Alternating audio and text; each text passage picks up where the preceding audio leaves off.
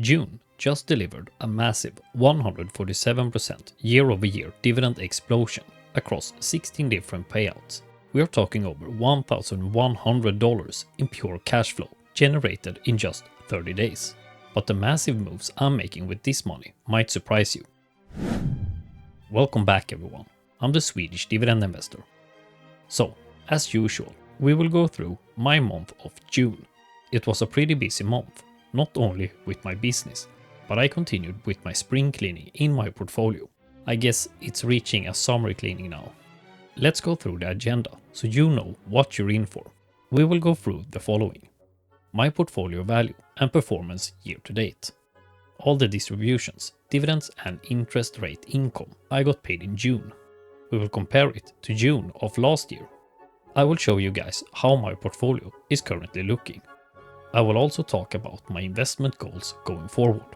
And I will go through what I bought and what I sold in June. As always, this is not financial advice. I'm just sharing my investment journey, my experiences and my own analysis. Read the full disclaimer in the description. So let's start with the value and performance. It is a bit complicated right now, since now I have 3 brokers. Don't worry, it will go down to 2 as soon as my transfer to IBKR is done. To be honest, I haven't gotten around to move it yet. Like I said, I've been quite busy. Anyway, my main portfolio value is sitting at 1,392,286 Swedish crowns. My case study high yield portfolio is sitting at 131,201 Swedish crowns, and my new IBKR portfolio is sitting at 2,321 Swedish crowns. So, a combined value of 1,525,808 Swedish crowns. Let's convert it to dollars. Currently, the dollar is 9.71 Swedish crowns, so that's $157,137, or about 138,280 in euros. So nothing much has happened in dollar value, but in my native currency it is going up, about 50,000 Swedish crowns since last month. So the performance for the case study portfolio is 0.41%. IBKR is like 0.01%. For the main portfolio, I'm up 12.93% year to date, since the other portfolios are less than 10% of my value. Let's be a bit generous and move the decimal to the left and add that to the main portfolio. So the total performance is 12.97%.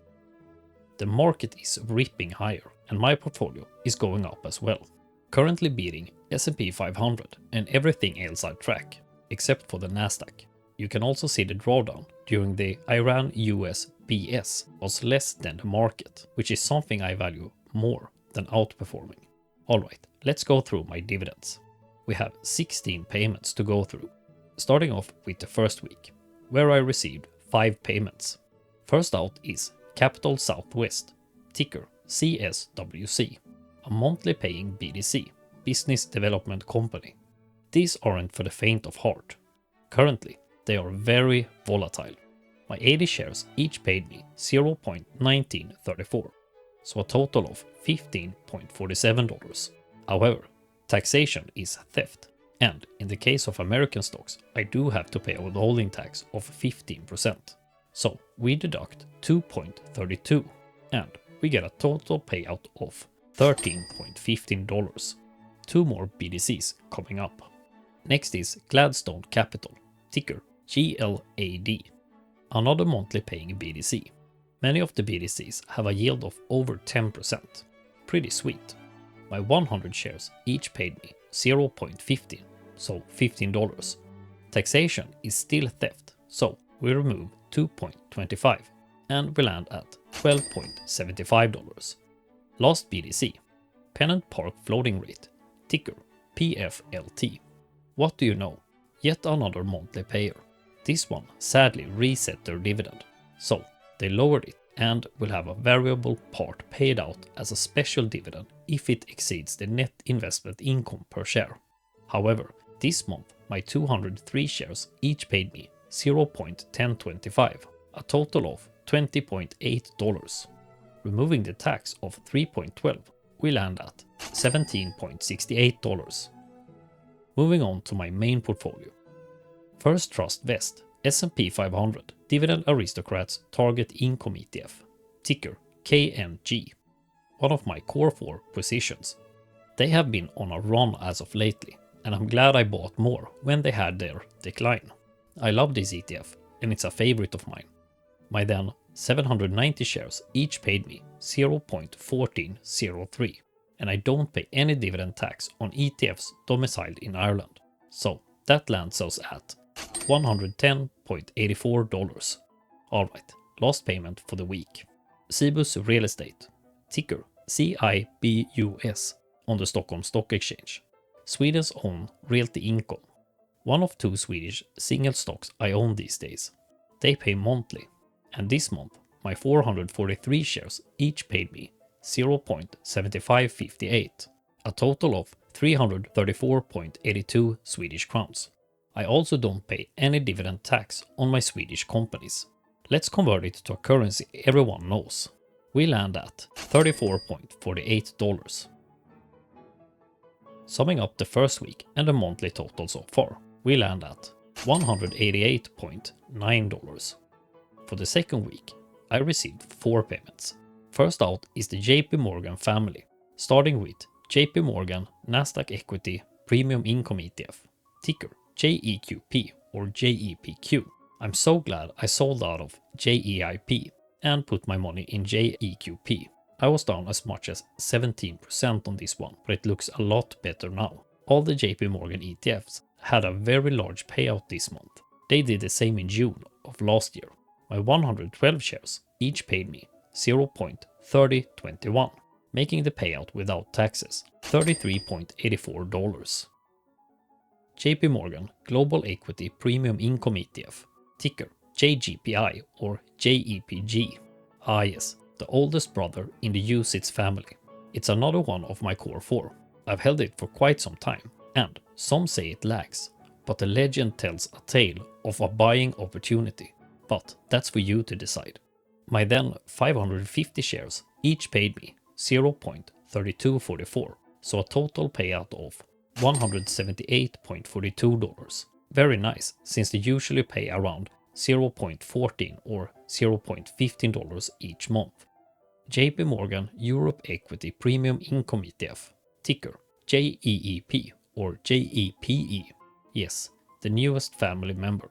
The performance is bonkers, and the current yield is insane. I don't think they will keep this up. If they do, this one has a yield of 12%. Their aim is 8 to 10%. It is also a part of my core 4. My then 518 shares each paid me 0.336, a total of 174.04 euros. Converting it, we land at $197.77 tax-free. Thanks. Next up, some high energy dividends. Vårenergi, ticker VAR on the Oslo Stock Exchange, or VARRY for the American ADR version. I'm both sad and happy I didn't sell this one when it blasted higher, but I do think the oil price will rise again, and until then I will just collect dividends. My 970 shares each paid me 1.11 Norwegian crowns, a total of 1076.7 Norwegian crowns. Removing the massive withholding tax of 25%, we arrive at 807.52 Norwegian crowns. Converting it to freedom units, we land at $81.49. Summing up the second week, we land at $491.52. Adding it to the monthly total, we get $680.42. Only 40% of you guys watching are subscribed. Giving a like, commenting and subscribing is an easy and free way to support the channel. Thanks! For the third week, I received 4 payments. Starting off with the Global X ETFs. Global X S&P 500 Covered Call ETF, ticker XY7D or XYLD. The Global X CC ETFs are finally starting to catch up. This is what happens when you use 100% of your portfolio to write options on. My 210 shares each paid me 0.1510, so a total payout of $31.71. Global X Nasdaq Covered Call ETF, ticker QYLE or QYLD. Not much to add here. I just hold and collect dividends from the Global X lineup. The yield is oh so sweet. My 196 shares each paid me $0.1669, a total of $32.71. Global X Euro Stocks 50 Covered Call ETF, ticker SY7D or SYLD. This and DAX Covered Call ETF is their European CC ETFs. However, they use swaps, so they don't actually hold the underlying stocks. My 125 shares each paid me $0.1460, so a total of 18.25 euros. Converting it, we land at $20.73. Realty Income, ticker O. I had hoped they could go down towards $52, but Realty has 0 Fs to give. So I do as I always do with this one, hold and collect dividends. My 111 shares each paid me $0.2705, a total of $30.03. Removing the tax of 4.5, we get a net payout of $25.53. Awesome. Summing up the third week, we land at $110.68. Adding it to the monthly total, we land at $791.1. For the fourth week, I received 3 payments. First out is Invesco Nasdaq 100 Income Advantage ETF, ticker QQIA. This one is crazy. Over 16% gains and a double-digit yield on top of that. Now this is how you run a Nasdaq covered call and put ETF. My 158 shares each paid me $0.1875, a total of $29.63. Next up is Rubis, ticker RUI on the Euronext Paris. I bought this one at the poolside when I was in Cyprus in September 2024. I've held them since and I actually sold them. Make sure to stick around for that. They only pay once per year, and in June my 100 shares each paid me 2.07, so a total of 207 euros. But like Norway, the French government need a high cut of our profits, 25% or 51.75. So we get 155.25 euros. Converting it to USD, we land at $176.42. Final dividend payment for the month, but not the last payment. HAN ETF Infrastructure Capital Preferred Income ETF, ticker ASWN or PFFI. The last member of the Core 4. I just love this. It trades in a small range and has a dividend yield of over 8%. It is not a covered call ETF, but an actively managed, slightly leveraged prefer shares ETF. They don't go crazy with the leverage, just 25%. My then 835 shares each paid me $0.1339, so a tax-free payout of $111.80. Let's hold off on summarizing the fourth week and do the last payment. For the fifth week, I received 1 payment, and that is interest income from my savings account. Now, I am a bit early since I want to be able to edit this video in time, and I haven't got paid yet, but I will tomorrow. I get a 1.3% annual interest with monthly payments. This month I will be paid 82 Swedish crowns. I do have to pay a 30% tax on this, so we remove 24.6 and we land at 57.4 Swedish crowns. Converting it, we land at $5.91. Summing up the fourth and fifth week, we land at $323.76, and the grand total for the month lands at $1,114.86. That's about 981.07 in euros. So let's compare that to June last year. I track every payment in my dividend tracker spreadsheet. We can see I was paid 4,381.56 Swedish crowns, or 451.24 in today's dollar value. So let's calculate the difference using this formula. We see an increase of 147%. Wow, that is crazy. It is thanks to JP Morgan having almost doubled their usual payout for June. It is also thanks to Rubis, so I don't think next month will be as crazy. Next month's number to beat is 4,878.87 Swedish crowns, or 502.45 in today's dollar value. Make sure to hit the notification bell so you don't miss that update. With half of the year done, I am sitting at a total income of 53,807 Swedish crowns. Compare that to the total income of 66,400 Swedish crowns in 2025. Pretty close. I've also received 230,288 Swedish crowns in dividends all time, or almost 24k in dollars, and a tad bit over 20k in euros. These numbers move a lot since I converted the currency. Heading over to my dashboard, we can see nothing much has happened with the after-tax yearly income, but I'm still pretty happy since I sold some holdings and starting to hoard cash. Looking at my holdings by invested capital, we can see JGPI has sailed up to the top.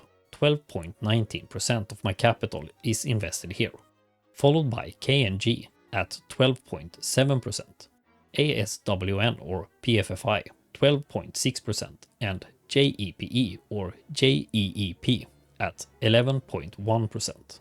CSWC is my fifth largest position, followed by Exact, Edge Div, and Realty Income. Switching to the income/allocation tab, my income percentage by holding has JEPE in the top. 12.7% of my income comes from this beast, followed by PFFI at 11.8%, KNG 11.7%, JGPI 11.5%. CSWC pays 4.1% of my total income, and Vårenergi, Tele2, and Exact Edge Div pays 4% each. Now here is the kicker. In my sector allocation, we do see a huge change. 12.5% in cash. I will get to what I sold and a new position in a bit. So, I hold about 157,000 Swedish crowns in cash. That's about 14,000 euros. Now, this is just me, but I feel the market is getting out of touch with reality. So I've started to hoard cash. I think I'm done. That depends on what's happening going forward. My plan is to use 10,000 Swedish crowns for my monthly savings. What I get in dividends, around 8,000 per month going forward. And use a couple of thousand Swedish crowns for my cash buffer. And just DCA into my core 4 holdings every week with 5,000 Swedish crowns. So, somewhere around 20 to 25,000 per month. That cash buffer will last me a very long time. And if we get a correction, I can always deploy even more cash. If we don't get a correction, the DCA will just continue. I will always buy what's down the most during the week. So yeah, that's my plan going forward. Call me a market timer. I was glad I had a huge cash pile during 2022. For my buying and selling for the month, I sold my entire Rubis position. I made some decent gains after buying it for 27,243 Swedish crowns. I sold it for 37,055 Swedish crowns. So, a gain of 9,812. And I collected 3,976 in dividends, making the total gain 13,788, or a total return of 50%. I also sold my entire position in Kopparbergs. It was bought for a total of 47,456 Swedish crowns. I sold at a small loss for a total of 46,017 Swedish crowns, but I also received 9,686 in dividends, so a total gain of 8,247 Swedish crowns, or a total return of 17.37%. Nothing much, and I figured that capital will instead go into my core 4, eventually.